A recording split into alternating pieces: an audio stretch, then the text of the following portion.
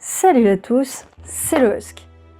Et aujourd'hui, je fais en parallèle. Donc je sais que ça fait un moment que j'ai pas fait de vidéo, mais j'avais vraiment envie de partager une espèce de révélation que j'ai eue. Il y a quelques semaines, j'ai commencé à regarder la série Cosmos avec le scientifique Neil deGrasse Tyson. Et cette série, elle m'a fait réaliser tellement de choses. Alors, si vous connaissez pas, en termes de série, vulgarisation scientifique, elle est vraiment très très bien.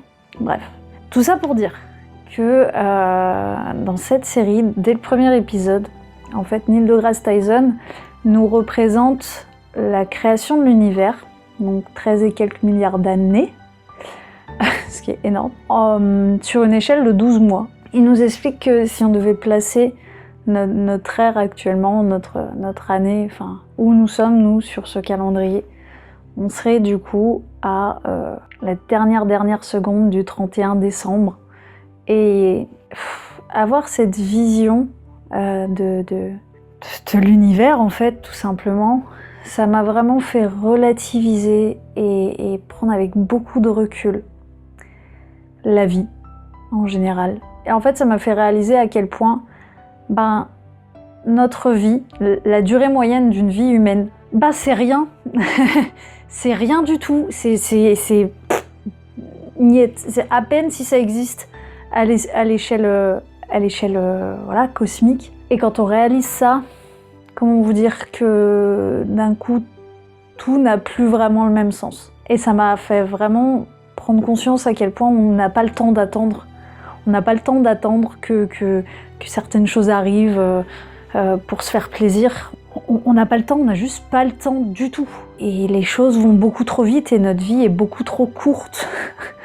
Alors oui, à l'échelle humaine, 80 ans c'est long, c'est très long. Mais franchement ça passe tellement vite. Quoi qu'il en soit, relativiser la vie, l'existence humaine, c'est quelque chose d'assez fou, je trouve, pour l'esprit humain.